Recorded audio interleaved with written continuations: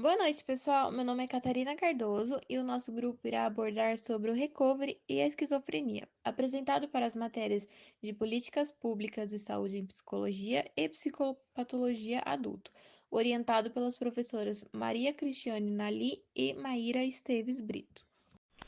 Bom, agora eu vou falar um pouco sobre a esquizofrenia. Ela é uma doença que afeta na desorganização dos pensamentos mentais. Ela é um transtorno psíquico que atinge a área do pensamento, da percepção e das emoções. E ela é uma psicopatologia com maior comprometimento ao longo da vida. Ela é uma doença de causa multifatorial.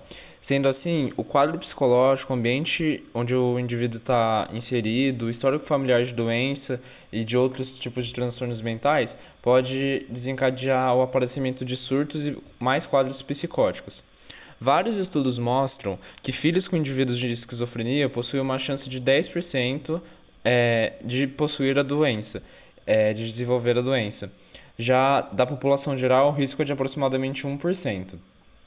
Os sintomas que a esquizofrenia causa. Ela afeta primeiramente os processos cognitivos de conhecimento, ou seja, os seus efeitos percutem também nos comportamentos e nas emoções.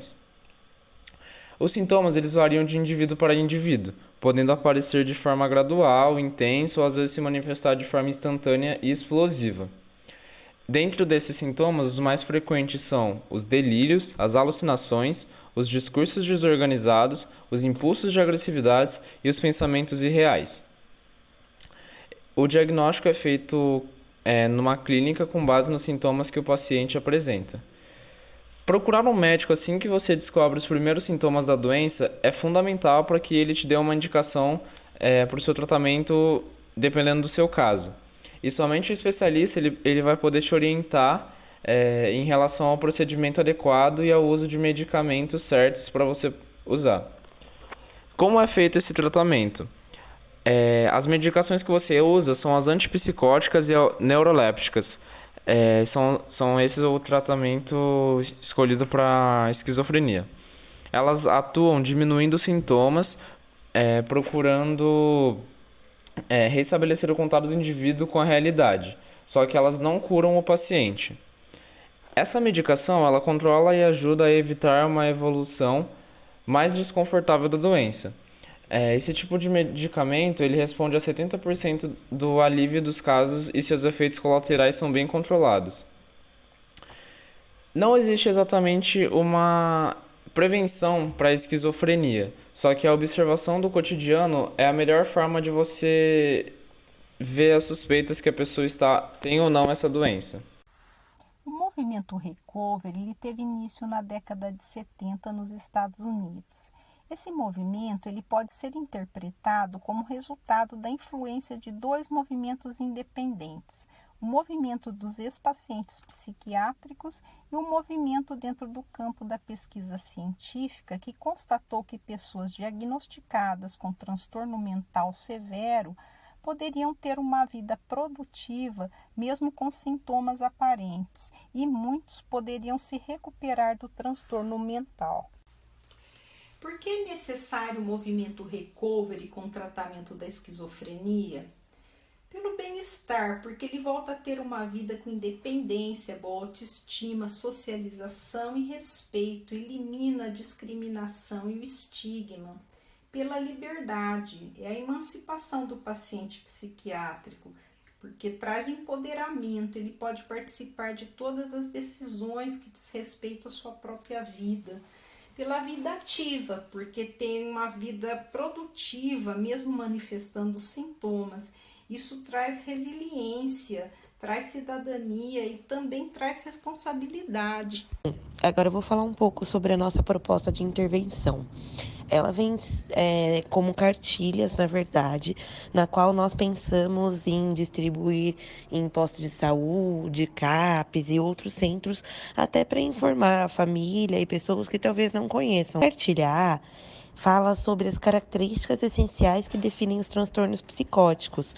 Como vocês podem ver, podem ser os pensamentos desordenados, a habilidade motora desordenada, alucinações, delírios, sintomas negativos. Então, são coisas que fazem a gente começar a perceber que talvez exista algo de errado e buscar ir atrás disso, né? Muitas vezes em psiquiatras, psicólogos. Na cartilha B, nós vamos um pouco para o lado de como ajudar alguém diagnosticado com a esquizofrenia, né? Como eu disse anteriormente, procurar um psicólogo, respeitar a pessoa, entender o que ela está passando, né? Procurar grupos de apoio. Já na cartilha C, a gente fala sobre o recovery, para as pessoas que não conhecem esse processo acabarem conhecendo o processo de recovery e já deixar expresso que ele é um processo concreto e prático de autocuidado. Então, o recovery trata muito, né, como já falamos, que viver com transtorno mental não é só ter essas limitações, né? Descobrir como você tem que conviver com aquilo. Então, o recovery é um processo que acaba ajudando bastante nisso, de trazer as pessoas com transtornos mentais de volta para a sociedade. Então, é bem legal existir cartilhas desse tipo. Já na cartilha D, nós estamos falando sobre o que é o suporte de pares dentro do recovery.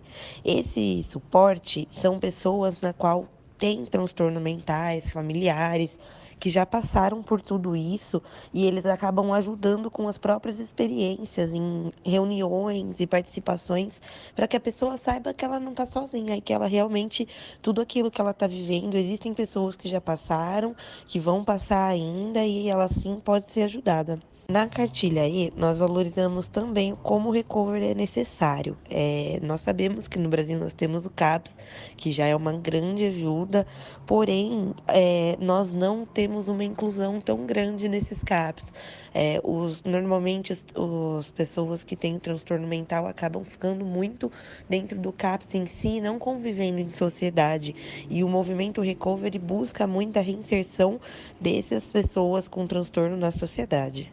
Por fim, a cartilha F fala sobre como a OMS adotou o método do recovery como estratégia para o avanço da saúde mental no mundo, ou seja, o processo de recovery foi reconhecido como essencial e nós precisamos tratar sobre isso no mundo inteiro, né? Que é onde existam, até onde existam pessoas com transtorno mental. Porém, no Brasil é onde nós precisamos focar e incentivar a cada vez mais buscarmos esse processo de recovery dentro do Brasil.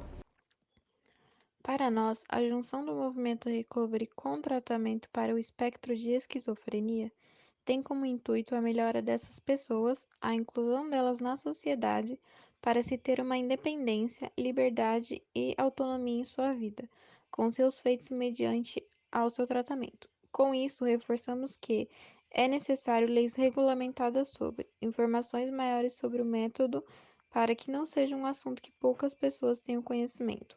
Tendo assim, a nossa intervenção em auxiliar o tratamento de transtornos com um método no qual se mostra um novo olhar para o indivíduo com o transtorno, quebrando dogmas e discriminação mediante a ele, sendo algo importante a ser conquistado. Obrigada a todos que estiveram nos ouvindo neste evento sobre a luta antimanicomial. Boa noite.